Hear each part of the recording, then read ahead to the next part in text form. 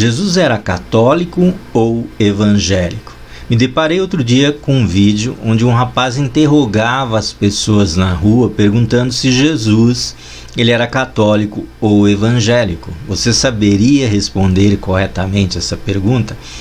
Bem, fique comigo aqui até o final do vídeo que vamos esclarecer essa dúvida usando a Bíblia. De cara eu já vou te dizer que ele não era católico e nem evangélico, e muito menos um cristão espírita ou de algum dos movimentos gnósticos cristãos que surgiram paralelamente ao cristianismo. Jesus sequer poderia ser chamado de cristão, até porque, embora ele fosse o Cristo, o nome cristão só surgiria algum tempo depois da sua morte, quando os moradores de Antioquia, lá em Atos 11, chamaram os pregadores daquela nova doutrina de cristãos, que significa pequenos cristos. Jesus era o que, então? Muito simples, Jesus era um judeu. E passou toda a sua vida na Judéia e regiões circunvizinhas, exceto por um pequeno período no Egito, quando ainda era criança. Como é possível afirmar que Jesus era judeu? Basta seguir sua trajetória através da Bíblia, sem ficar enchendo a cabeça de narrativas que são espalhadas por aí por pessoas que visam defender a sua religião sem se preocupar com a verdade. Começamos com o básico. Os pais terrenos de Jesus, José e Maria, eram judeus da tribo de Judá. Ele foi apresentado no templo e circuncidado no 8º dia do seu nascimento. Está lá em Lucas 2:21. Quando conversava com a mulher samaritana, no capítulo 4, verso 9 de João, a mulher diz a Jesus: "Como sendo tu judeu, me pedes de beber a mim, que sou mulher samaritana?" Porque os judeus não se comunicavam com os samaritanos. Mais à frente, no verso 22, Jesus diz: "Vocês adoram o que não conhecem, nós adoramos o que conhecemos, porque a salvação vem dos judeus." Logo depois ele se declara como Salvador para aquela mulher. Ele era a salvação que vinha dos judeus, portanto ele mesmo se declara judeu. Outro texto interessante é quando Jesus é abordado por uma mulher grega de origem sírio-fenícia, uma estrangeira que queria um milagre para sua filha. Ele diz à mulher: "Deixa primeiro saciar os filhos, porque não convém tomar o pão dos filhos e lançá-los aos cachorrinhos." Ela, porém, respondeu e disse-lhe: "Sim, Senhor, mas também os cachorrinhos comem debaixo da mesa as migalhas dos filhos." A mulher deu uma resposta surpreendente. Jesus, admirado com a fé daquela mulher, concedeu o milagre que ela queria, né? A mulher foi uma precursora ali de quando a salvação iria, as bênçãos de Deus se estenderiam também aos povos estrangeiros. Nós éramos os cachorrinhos, os estrangeiros, não tínhamos direito à salvação que foi prometida aos judeus, e a rejeição dos judeus é que abre a porta para a salvação dos gentios ou dos estrangeiros. Se não fosse a rejeição dos judeus, não existiria cristãos, nem católicos, nem evangélicos e nem nada relacionado ao cristianismo. É impossível dizer como as coisas teriam se desenrolado.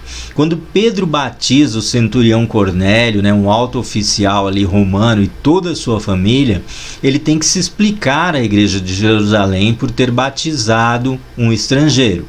Em Atos 11:1 diz: "Os apóstolos e os irmãos de toda a Judéia", veja bem, os apóstolos e os irmãos de toda a Judéia, ouviram falar que os gentios também haviam recebido a palavra de Deus. Assim, quando Pedro subiu a Jerusalém, os que eram do partido dos circuncisos, ou o grupo da circuncisão, que depois debateria muito com o apóstolo Paulo, o criticavam, criticavam Pedro dizendo: "Você entrou na casa de homens incircuncisos e comeu com eles." Homens que, ou seja, o judeu não era permitido entrar na casa de um não-judeu e comer com ele, principalmente porque muitas das carnes, das comidas que os não-judeus comiam, não era permitido ao judeu comer. O judeu tinha toda uma dieta alimentar baseada em alimentos puros e alimentos impuros. Pedro explicou que o próprio Deus o conduziu a fazer aquilo. primeiro por meio de uma visão e depois ao derramar do Espírito Santo sobre toda a família. Pedro estava orando, ele tem uma visão, ele vê um lençol que desce do céu com um monte de animais considerados imundos pelos judeus, e a voz dizia: levanta, Pedro, mata e come. E Pedro respondia: de forma alguma, Senhor, porque nunca entrou na minha boca coisa comum ou imunda. E Deus diz a Pedro, a voz diz a Pedro: não chame de comum ou imundo aquilo que Deus purificou. Então começava a nascer a igreja que teoricamente ali Pedro estava chamando de comum ou imunda. Alguns estudiosos acreditam que a igreja dos gentios ela começa a nascer depois da descida do Espírito Santo na festa de Pentecostes, narrada em Atos capítulo 2, verso 5, que diz: e em Jerusalém estavam habitando judeus, homens religiosos de todas as nações que estavam debaixo do céu. Estavam presentes judeus de diversas partes do mundo. E durante a descida do Espírito Santo, muitos desses judeus se converteram pela pregação dos apóstolos e depois voltaram para a sua cidade cheios do Espírito Santo, levando a semente do Evangelho.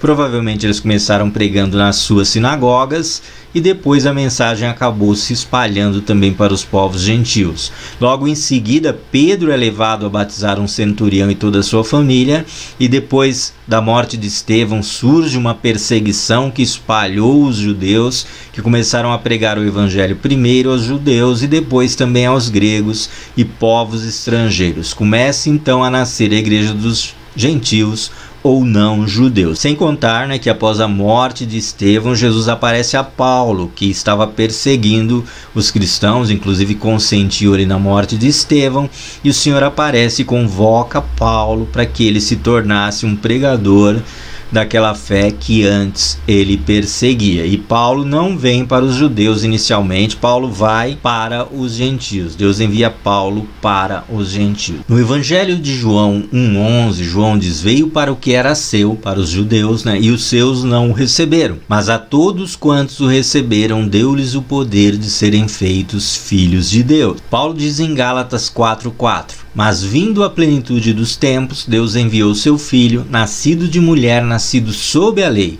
para remir os que estavam debaixo da lei, ou seja, os judeus. Com a rejeição dos judeus, Paulo termina dizendo: a fim de recebermos a adoção de filho. Quando ele é crucificado, Pilatos escreve sobre a cruz: Rei dos Judeus, deixando claro a sua identidade terrena. Poderíamos explorar textos de outros livros, como História Eclesiástica de Eusébio de Cesareia e até alguns textos da Patrística, que são cartas dos primeiros líderes da igreja, considerados pais da igreja, e outros textos históricos, mas acho desnecessário. Qualquer pessoa com um pouco de inteligência, que não tem o coração escravizado por narrativas religiosas, é capaz de entender apenas com esses textos bíblicos e outros que não citamos, para o vídeo não ficar muito longo, que Jesus era um judeu que viveu sob a lei e morreu inclusive condenado pela lei, Para ser condenado, Jesus foi condenado pelos sacerdotes e pelos líderes, alguns líderes ali principais religiosos da época, e o instrumento de condenação era a lei. Então espero que você não tenha mais nenhuma dúvida a esse respeito. A igreja dos gentios ela surgiu a partir da pregação dos judeus cristãos e passou por um processo longo e com muitos altos e baixos, heresias, divisões e mudanças doutrinárias significativas até chegar aos nossos dias. Eu vou ler aqui só um trechinho, depois eu marco aí no livro de Eusébio de Cesareia, História Eclesiástica, capítulo 6, aqui o verso 5, diz: os bispos de Jerusalém, desde o Salvador até os tempos de Adriano. No que tange às datas dos bispos de Jerusalém, nada encontrei conservado por escrito, porque na verdade uma tradição afirma que tiveram vida muito breve. Do que foi deixado por escrito, consegui tirar isto, que até o assédio dos judeus nos tempos de Adriano, houve uma sucessão de bispos em número de 15, e dizem que desde a origem todos eram hebreus que haviam aceitado sinceramente o conhecimento de Cristo. Tanto aqueles que estavam capacitados a julgá-los consideraram-nos até dignos do cargo de bispos. Naquele tempo, efetivamente, a igreja era toda composta por fiéis hebreus. Desde os apóstolos até o assédio dos que então restavam, quando os judeus, novamente separados dos romanos, foram vítimas de grandes guerras. Portanto, como quer que tenham terminado os bispos procedentes da circuncisão naquele momento, Talvez seja necessário agora dar sua lista desde o primeiro. O primeiro, pois, foi Tiago, o chamado irmão do Senhor. Depois dele, o segundo foi Simeão. O terceiro, Justo. O quarto, Zaqueu. O quinto, Tobias. O sexto, Benjamim. O sétimo, João. O oitavo, Matias. O nono, Felipe. O décimo, Sêneca. O 11º, Justo. O 12º, Levi. O 13º, Efrém. José, o 14º. E depois de todos, o 15º foi Judas. Estes foram os bispos da cidade de Jerusalém, desde os apóstolos até o tempo em que estamos falando, e todos oriundos da circuncisão. Então essa foi a primeira igreja que nasceu, e depois nasceu, não levou tanto tempo assim como alguns pensam, mas pouco tempo depois começava a nascer a igreja que é chamada Igreja dos Gentios. Houve algumas disputas ali entre Paulo e o grupo da circuncisão, que queria impor a lei de Moisés àquela igreja que estava nascendo, e Paulo diz que em nenhum momento cedeu a eles, né? Ele chega a repreender Pedro em um determinado momento na presença de todos. Tiago fazia parte desse grupo de irmãos. Tiago, que era considerado irmão do Senhor. Então, ao contrário do que muitos falam, o surgimento da igreja não é um surgimento assim tão pacífico, tão calmo e tão cheio de espiritualidade, direção do Espírito Santo. Havia muito poder de Deus derramado sobre a vida deles, mas havia também muitas contendas, existiram muitas divisões, muitas brigas, surgiram muitas heresias, até porque muitos que vinham da filosofia greco-romana e de doutrinas gnósticas começaram a vir para a igreja, e depois começou a haver conflito, né, entre a filosofia grega, filosofia romana e as doutrinas gnósticas que existiam na época. Então a igreja não passou por um período assim tão simples como muitas pessoas imaginam. O próprio Jesus, ele falou para os seus discípulos que viria um tempo em que aquele que matasse um deles pensaria estar prestando um serviço a Deus, né? Então as pessoas matariam um outro cristão pensando estar fazendo ali, realizando um serviço a Deus. Então a primeira igreja, na verdade, ela nasce desse grupo de judeus, que inclusive no começo achavam que para ser um cristão você precisaria se circuncidar e guardar toda a lei de Moisés. Depois, o próprio Deus encaminha o surgimento da igreja dos gentios, tá bom? Aqui Carlos Lima, vou ficando por aqui, e se Deus permitir, a gente retoma alguns outros aspectos desse tema. Existe uma história interessante citada no livro, acho que é Uma Breve História do Cristianismo, se não me engano, que é contada a história de dois padres que discutiam ali se Jesus era um simples homem, que depois foi elevado ao status de filho de Deus, ou se era Deus, né, que desceu à terra. E a discussão deles chegou num nível tão forte que um dos servos de um dos padres esfaqueou o outro padre, que caiu em cima do altar, em cima do púlpito, e sangrou até morrer, né? Então havia muitas discussões e às vezes a coisa realmente saía do controle. Então não era uma coisa tão pacífica como alguns imaginam. Mas isso fica para um outro vídeo. Talvez eu possa gravar aí um outro vídeo falando sobre essas divergências que existiram ali no começo da igreja. Por hora fica por aqui. Espero que você tenha sanado as suas dúvidas. Deixa aí os seus comentários.